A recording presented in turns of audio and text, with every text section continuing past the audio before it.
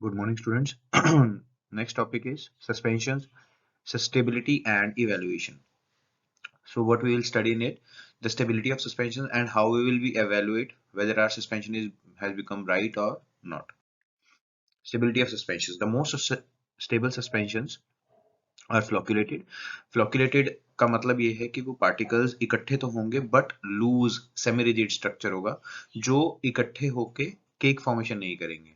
The most stable pharmaceutical suspensions are flocculated, that is, the suspended particles are bonded together physically to form loose semi-rigid structure. मतलब वो इकट्ठे तो हैं पर वो लूज हैं, सेमी रिजिड हैं, तो वो डिस्पर्स होना उनके लिए आसान रहेगा. But in case of non-flocculated, the non-flocculated suspensions can be made stable by decreasing the particle size of the suspended material or by increasing the density or viscosity of the vehicle.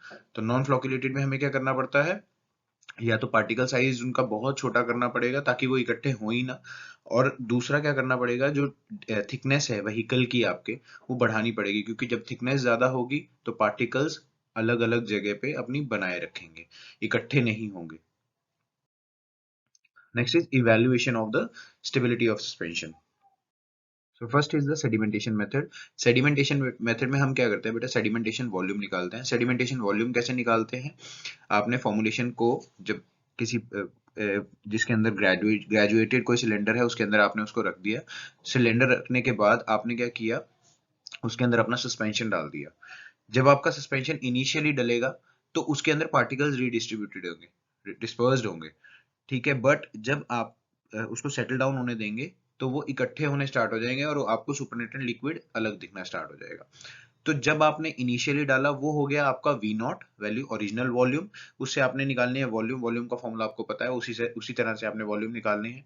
और we you हो गया आपका final volume. जब आपने sediment allow किया, sediment allow होने के बाद जो आपको लास्ट में वॉल्यूम मिलता है that is your sediment volume. तो आप उससे सेडिमेंट वॉल्यूम निकालेंगे. तो सेडिमेंटेशन वॉल्यूम कैसे होगी, उसके अंदर क्या है, it is the ratio of final और ultimate volume of sediment that is V naught to the original volume of sediment, मतलब जो इनिशियली थी वो before settling. Sometimes F is represented as Vs and as expressed as percentage. Similarly, when a measuring cylinder is used, measure from the volume. तो आपको समझ में आ गया, जब आपने इनिशियली डाला तो क्या वॉल्यूम थी, और जो आपने उसको सेटल होने दिया, पार्टिकल सेटल हो गए तो सुपरनेटेंट लिक्विड को आपने अलग कर दिया. जैसे आपको मैं दिखा रहा हूं, इसमें इस वाले में आपने उसको, वो सेटल नहीं हुआ है. इसके अंदर देखिए आपको सुपरनेटेंट लिक्विड अलग दिख रहा है और ये आपको पार्टिकल सेटल डाउन में. तो इनिशियली आपका ये वाला हो गया, आपने इसकी वॉल्यूम निकालनी है. जैसे इसके अंदर 150 हो गया, बट फिर आपने जब उसको सेटल होने दिया तो वो हो गया 50 पे. तो ये आपको वॉल्यूम पता चल गई. फिर है नेक्स्ट इज एफ निकालने के लिए H U upon H not, जिसके अंदर H U is the final और अल्टीमेट हाइट ऑफ सेडिमेंट और एच नॉट जो है वो original height of suspension before settling sedimentation. तो इसके अंदर भी वही हो गया, सेम फॉर्मूला, उसके अंदर वॉल्यूम थे, इसके अंदर हाइट निकाल दिया. तो इन दोनों से भी हमारे को सेडिमेंटेशन वॉल्यूम पता चल जाती है. नॉर्मली जो एफ है वो लेस देन 1 आएगा, बट अगर वो एफ ज्यादा आता है तो हमारे लिए वो फ्लोकुलेशन इक्विलिब्रियम इक्वल आता है, तो हमारे लिए वो फ्लोकुलेशन इक्विलिब्रियम है. और हमारे को end shows no clear supernatant liquid for the deflocculated suspension. Next is rheological method. Rheological method में बेटा हम विस्कोसिटी निकालते हैं. विस्कोसिटी में हमारा क्या होता है कि कितना थिकनेस है हमारे फॉर्मुलेशन की. The viscosity of suspension is studied at different time intervals by using good quality of viscometer. The viscometer जो आपको इसके अंदर दिख रहा है that is your Brookfield viscometer. और इसके अंदर से इसमें हमें ये पता चलता है, जैसे आपने इनिशियली जो आपने उसका विस्कोसिटी निकाला वो क्या था, क्योंकि पहले पार्टिकल जो है वो डिस्पर्स्ड है, फिर आपने उसको सेटल होने दिया, फिर क्या विस्कोसिटी निकली, तो अलग अलग समय पे क्या विस्कोसिटी है उससे हमें ये पता चल जाएगा कि हमारे पार्टिकल्स कितनी कितनी देर में सेटल हो रहे हैं. Next is electrokinetic method. Electrokinetic method में हम जीटा पोटेंशियल निकालते हैं. The determination of surface electric charge और zeta potential of suspension is helpful to find out the stability of suspension.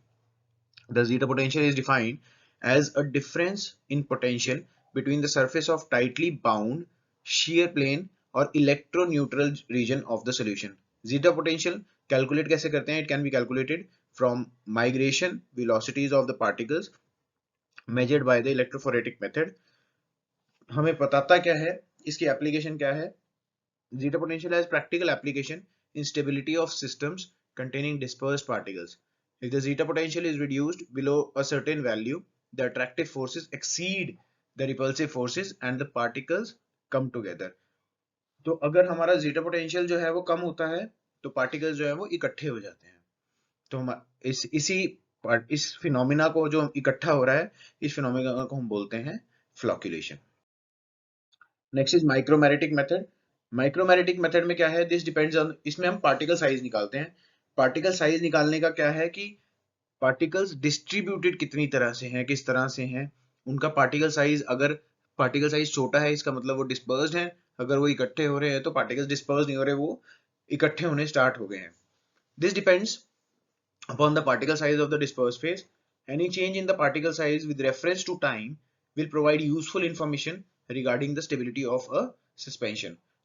The change in particle size distribution and crystal habit may be studied by microscopy or Coulter counter method. इसमें क्या समझ में आ गया होगा आपको कि जो particle size है इनिशियली छोटा रहेगा पर फिर वो एग्रीगेट्स बनने स्टार्ट हो जाएंगे. जब वो एग्रीगेट्स बनने स्टार्ट हो जाएंगे तो हमें ये समझ में आएगा कि जब एग्रीगेट्स बन रहे हैं इसका मतलब हमारे पार्टिकल्स इकट्ठे होने स्टार्ट हो गए.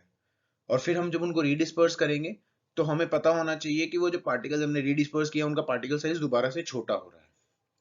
इसको हम चेक कैसे करते हैं? माइक्रोस्कोपी से और कोल्टर काउंटर से. माइक्रोस्कोपी आपको नीचे दिख रहा है, आपने इसके अंदर सैंपल डाला, सैंपल को आपने ऑप्टिकल माइक्रोस्कोप के अंदर देख लिया, आपको पता चल जाएगा कि पार्टिकल्स का साइज क्या है. और कोल्टर काउंटर मेथड में हम क्या करते हैं? ये काउंट करके बताता है कि एक पर्टिकुलर एरिया में कितने पार्टिकल्स प्रेजेंट है. This is the micromeritic method. फिर है कौन सी फॉर्मुलेशन हमारी मार्केट में अवेलेबल है? सेप्ट्रॉन है, सिप्लिन है, मीबैक्स है, ये सारे सस्पेंशन हमारे को मार्केट में अवेलेबल है. स्टोरेज कंडीशंस क्या है? It should be stored in a cool place but should not be kept in a fridge. Fridge में क्यों नहीं रखना? क्योंकि जो फ्रिज में रखने से हमारी एग्रीगेशन की प्रोसेस जो है वो बढ़ती है, कम नहीं होगी. तो हमने इसको कूल प्लेस में रखना है but not to be refrigerated. Labelling होगी इसके ऊपर, शेक वेल बिफोर यूज. आपको इसको शेक करना है, अगर आप शेक नहीं करेंगे तो पार्टिकल्स डिस्पर्स नहीं होंगे. ये मैंने आपका बॉटल के ऊपर जो लिखा मिलता है वो बना रखा है. Containers, it should be packed in containers which have adequate air space above the liquid to permit adequate shaking. ताकि आपको अगर एयर स्पेस नहीं होगा तो आप शेक करोगे तो जो पार्टिकल्स हैं वो जगह नहीं ले पाएंगे. Oral suspension should be packed in wide mouth bottles to permit prompt removal of the suspension, ताकि सस्पेंशन आराम से निकाला जा